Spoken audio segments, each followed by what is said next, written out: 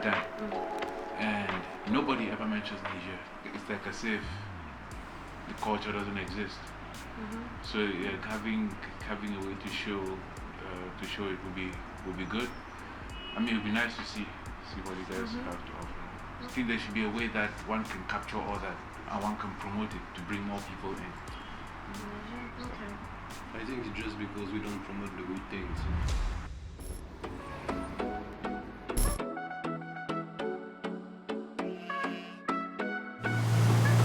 This is the Africa they don't show you, by the way.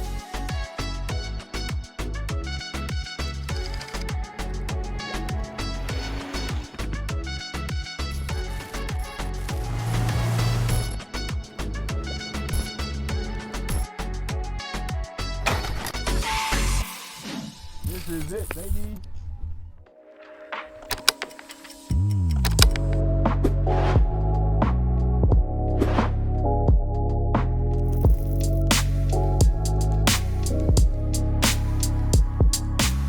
What up, it's your boy Mr. Activator. I'm live on scene. If you see it already, you know where I'm at. I'm in a special hotel that mimics an ancient architecture here in Niger, in the neighborhood of Terminus.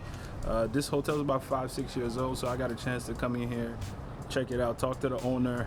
So I'm going to take you on a little bit of a tour. Let's get into it.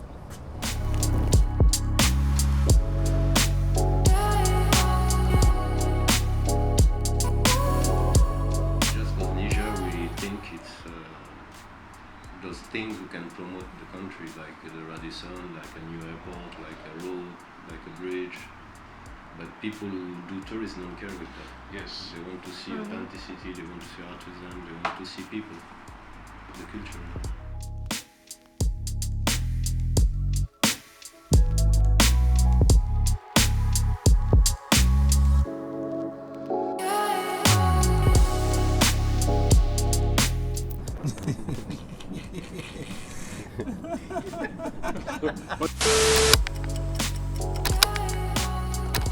Alors merci de nous avoir accueillis ici, nous sommes au Joliba.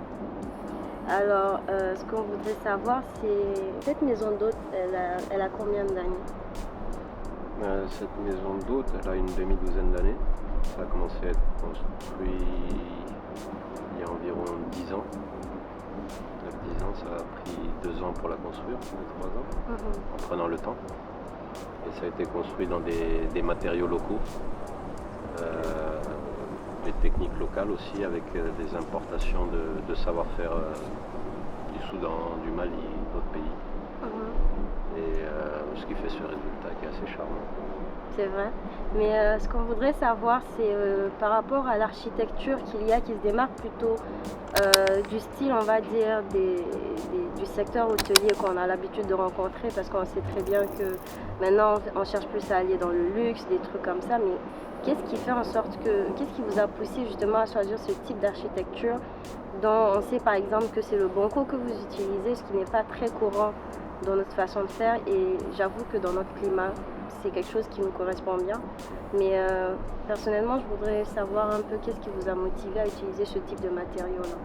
Alors déjà, c'est ma mère qui a fait construire ça, qui l'a construit pour elle, pour y vivre aussi d'une part. Et je pense que nous, on a grandi et vécu aussi à Agadez, une ville où c'est un matériau qui est très utilisé, comme beaucoup d'autres régions du Niger. Et je pense que ça a été aussi fait pour le confort, le charme, beaucoup pour le charme aussi, et aussi les économies d'énergie, parce qu'on économise beaucoup d'énergie, on utilise beaucoup moins la climatisation, les ventilateurs, il y a aussi de cela. Mais c'est essentiellement pour le charme de l'architecture. Qu'est-ce qui me motiverait plus à aller vers vous plutôt qu'ailleurs? Bon, déjà, on ne va pas se positionner comme un concurrent d'établissements qui ont 100 chambres, 70 chambres, qui ont d'autres services qu'ici on ne va pas forcément trouver. Mais le confort y est, il y a la climatisation, il y a l'électricité, il y a tout ce qu'il faut. C'est juste que les gens viennent ici pour le charme en fait, de l'endroit, pour le calme. Et essentiellement, je pense que c'est ça, c'est pour le charme, parce que les gens reviennent. Après, il n'y a pas une très grande publicité qui est faite sur l'hôtel, parce que c'est beaucoup de bouche à oreille. Et puis parce que c'est un hôtel qui a un nombre de chambres assez limité. Mais je pense que les gens qui viennent ici, c'est vraiment beaucoup pour le charme.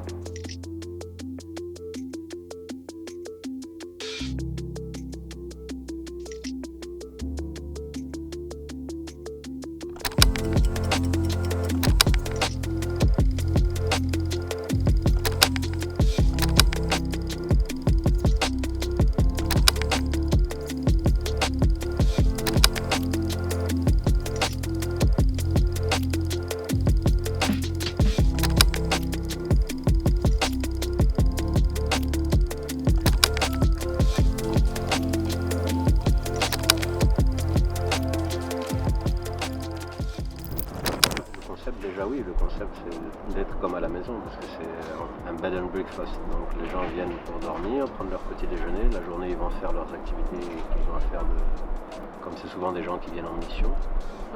C'était surtout ça l'essentiel et puis comme je vous dis c'est ma mère qui l'a construit donc c'est aussi pour être tranquille et avoir une activité autour de son domicile et elle en a profité pour faire ça avec.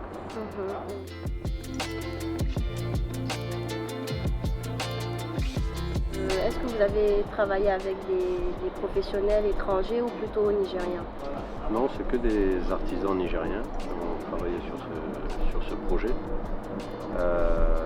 Des gens de la région d'Agadez, de Gondouchi aussi, qui est au centre du Niger, et qui sont des maçons ou des artisans dans le domaine de la construction sans bois, comme on dit, qui est du banco, de l'argile. Et tout a été construit avec des matériaux locaux en dehors des produits électriques, enfin des artisans locaux. Par exemple, le carrelage, c'est dans une petite ville qui est à quelques kilomètres de Niamey qui s'appelle Bobo. Après, il y a eu des importations de savoir-faire étrangers. Il y a par exemple des savoir-faire du Mali, du Burkina ou du Soudan qui ont été intégrés dans la construction, mais c'est vraiment fait que par des Nigériens. D'accord. Je pense que nous avons fini là. Merci. C'est bon.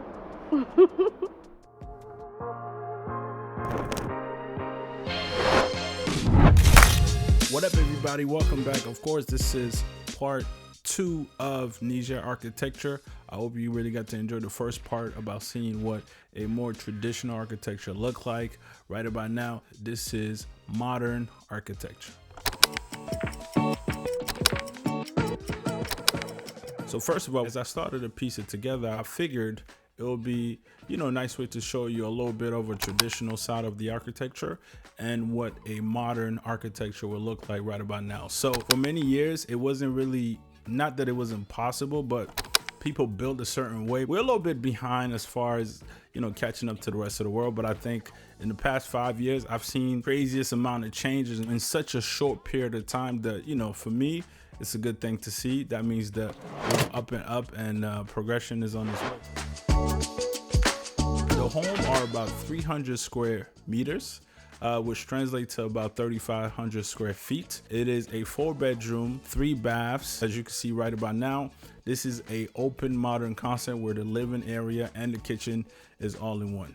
The advantages of that, you're able to make the living space appear a bit bigger than most spaces because there's no wall separating the two, and you're able to, it looks flat, to be honest with you. On the first floor as well, that's where the guest room is.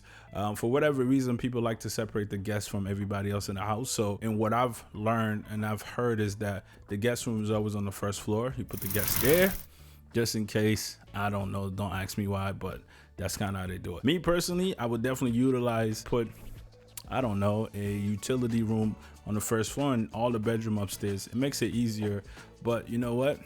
I guess that's how they like it, so that's how they kept it. Building in Niger, the most expensive part of building a home there is that the finishes are extremely expensive because everything gets imported into the country. Seeing that this was not only well done, but the finishes were similar to what you will find in North America. Not to say that that's the standard, but I was blown away, to be honest with you. When I get some money and I build my home, I want my house to look just like that. 100%. Now, I really truly hope that you enjoy everything you'll be able to see. This is episode 4, the final one of the 2021 Niger series vlog. If you're still watching the video to this point, you need to stop what you're doing. Go hit the subscribe button, put a like on it. Obviously, it helps with the algorithm. And, you know, I hope that this inspired many of you guys that have been watching it. I think that we owe it to ourselves to show the side of Africa that we want the world to see. And for everybody, I hope that these 4 episodes has been able to inspire you to some extent. I would definitely like to hear some of you guys' story in the comment below.